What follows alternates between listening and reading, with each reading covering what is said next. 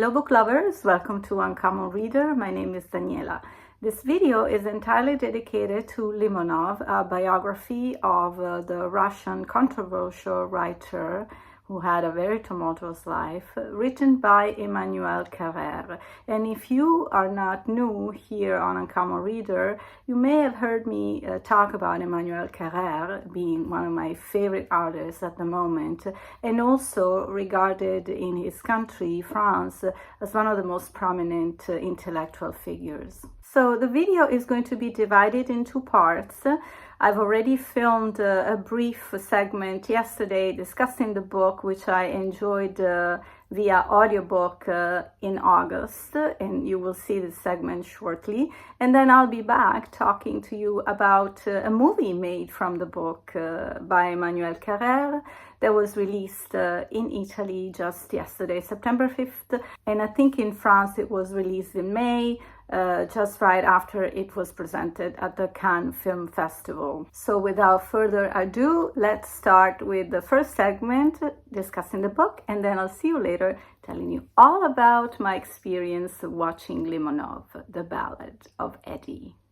Carrère is not only a writer, he's also writing screenplays and directs movies and documentaries. He based the book on Limonov on the writer's own autobiographies, and taking quite the artistic license here to add his own life intrusions in the story, which is often the case actually with all Carrère's books. The book follows Limonov's steps through a grim childhood to his immigration to New York, his first unsuccessful attempts to become a writer, and then the sudden success through a French publisher. And so he moved to Paris, where he spent some of his time, and then moving back to motherland Russia, where he finally gained the respect of the Russian literary elite. And of course, all seasoned with the raw details of Limonov's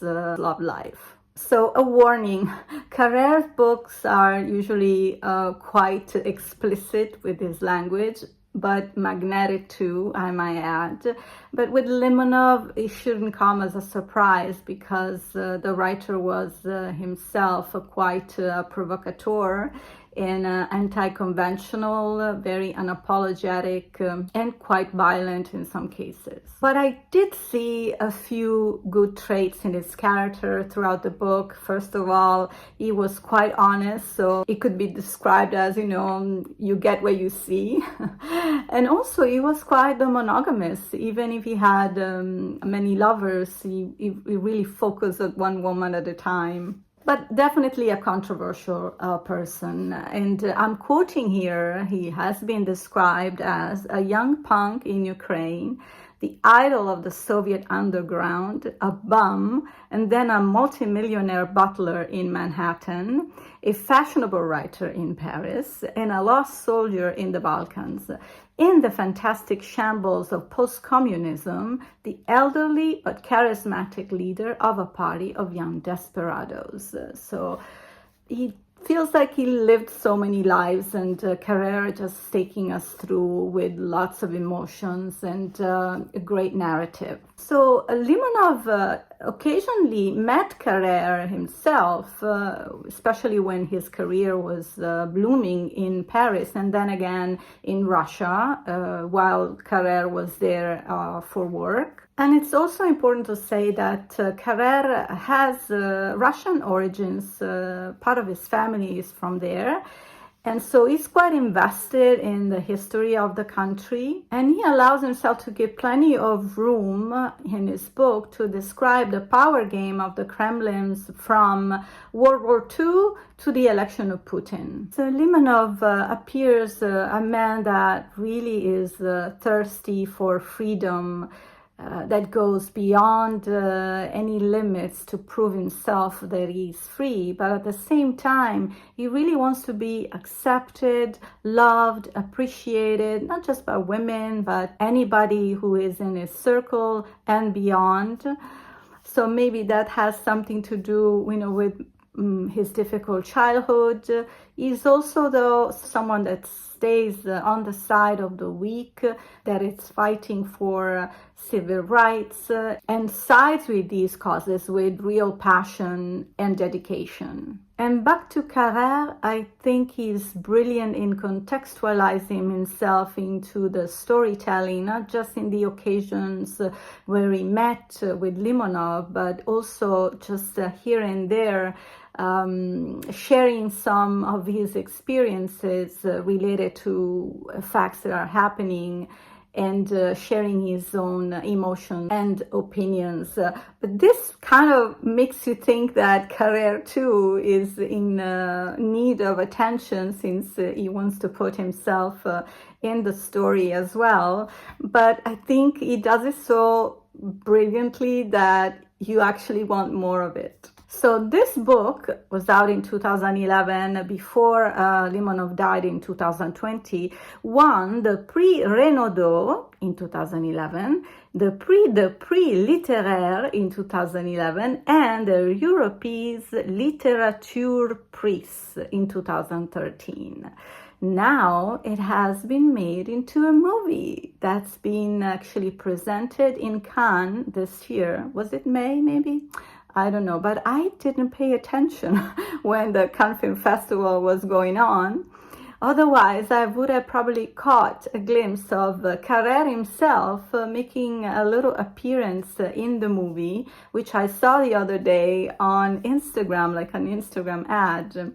And turns out that the movie is releasing on September 5th. So it's actually today that I'm filming, and tonight I'm going to go see the movie. So I will report back tomorrow and let you know what I thought about the movie, and give you more information about the movie, because I'm not sure it's out in USA yet, but definitely I would expect in Europe it will be for sure. See you later.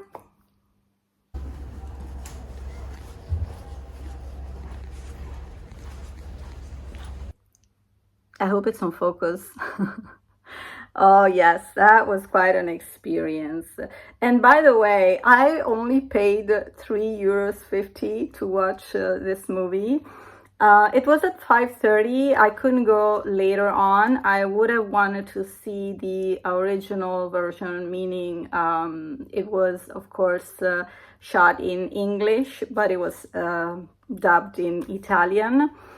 But you know, you can't beat €3.50 to go for a movie, so I was quite happy about it, and I was actually quite happy with the whole experience of the movie, which was actually also written by Emmanuel Carrère. He's credited for the novel, by the way, and the screenplay was by Pavel Pavlikovsky, Ben Hopkins, and Kirill Serebrennikov.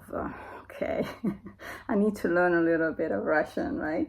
The cast was just perfect. I think the protagonist, Ben Whishaw, did an amazing job, and also because we see Limonov in different stages of his life, and in all of them, he really looked credible. Also, his appearance changes a lot, so I think he did a marvelous job. The photography in the movie is stunning, very urban, dynamic, and it was not dull at all. And I think, of course, as it happens a lot when you see a movie from a book, there are so many nuances and other episodes in Limonov life that have been left out.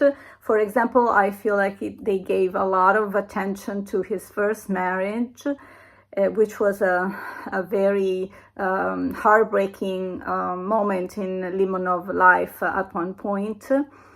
And they totally disregarded the partners he had afterwards. So the first part of the movie was very much focused on his love life and his immigration to New York.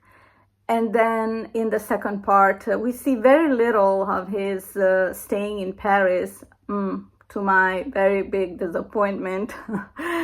And then we see a lot of his Russian days where he got very involved in politics, and he also was in prison for almost 3 years. And in the book, that moment is very well detailed because he also spent time writing when he was in prison, and we didn't see much of that in the movie.